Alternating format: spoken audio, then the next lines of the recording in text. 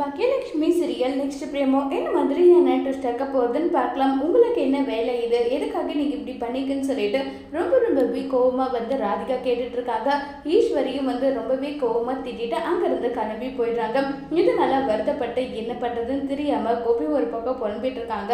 ராதிகா நீங்க இவங்க வீட்டுக்கு போறதுனாலதான் நீங்க வருத்தப்படுறீங்கன்னா அப்ப நீங்க இன்னும் நல்லா வருத்தப்படுங்க.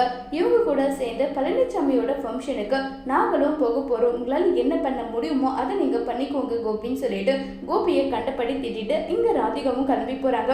பாக்கியா போறதவே என்னால பொறுத்துக்க முடியல, இப்ப இவங்களும் போறாங்களா, இது என்னால கொஞ்சம் கூட பொறுத்துக்கவே முடியலையேன்னு சொல்லிட்டு ரொம்பவே வருத்தப்பட்டுட்டும் இருக்காங்க.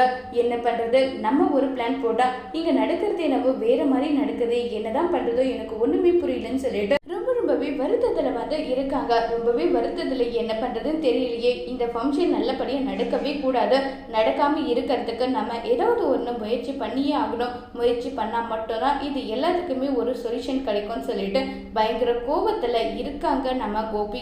இப்ப என்ன செய்ய போறாங்க, இதனால பழனிசாமியோட பர்த்டே ஃபங்க்ஷன் எந்த மாதிரி நடக்க போகுது, இதை பாக்கியா எப்படி சமாளிக்க போறாங்கிறத வரப்போற எபிசோட்ல வெயிட் பண்ணி பார்க்கலாம். தேங்க்யூ.